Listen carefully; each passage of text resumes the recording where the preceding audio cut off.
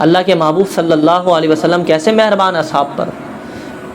دعا کی اصحاب نے مل کر، حضور نے دعا کی، بارش برسنے لگی. عشاء کا وقت ہوا، اتنی تیز گھٹائیں بارش کے، نکلنا اور سجائی دینا مشکل. ایک صحابی مسجد میں نماز کے لیے آئے، بجلی کڑکی، میرے آقا نے دیکھا صرف ایک صحابی رسول موجود ہے. حضور نے فرمایا چلو نماز ادا کریں. نماز ادا کی.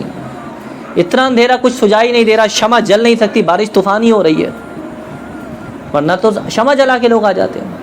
اندھیرا، ہاتھ کو ہاتھ سجائی نہیں دے رہا. میرے آقا کریم صلی اللہ علیہ وسلم نے قریب سے ایک درخت کی ٹہنی کو توڑا، اس کے 2 ٹکڑے کیے اور صحابی کو فرمایا جاؤ یہ لے جاؤ. جیسے میرے مصطفیٰ نے توڑا وہ دونوں شمع کی طرح جلنے لگ گئیں، دونوں میں سے ایسے روشنی نکلتی. صحابی رسول اس کو ٹارچ بنا کر اپنے ساتھ سامنے رکھتے اور پورا راستہ انہوں نے طے فرما لیا. جب آپ اللہ پر یقین کریں اور اللہ پر توکل کریں اور اللہ سے ڈریں تو اللہ فرماتا ہے وَيَرْزُقُ، پھر اللہ رزق عطا فرماتا ہے. یعنی نعمتیں، رزق، ساری نعمتیں ہی اللہ کی، مِنْ حَيْثُ لَا يَحْتَسِبْ، جہاں تمہارا گمان نہیں جا سکتا نا، عقل نہیں پہنچ سکتی، پھر اللہ وہاں سے مسئلے کو حل کرتا ہے.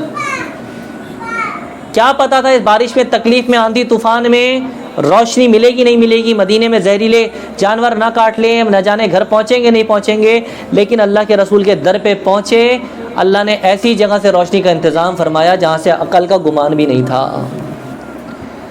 اگر دنیا میں اندھیرا ہو گیا ہے، مایوسی ہو گئی ہے، تو اللہ کے رسول کے در پہ آ جاؤ، ماتھا ٹیک دو. اللہ کے محبوب ایسا انتظام فرمائیں گے جہاں سے عقل کام نہیں کرتی.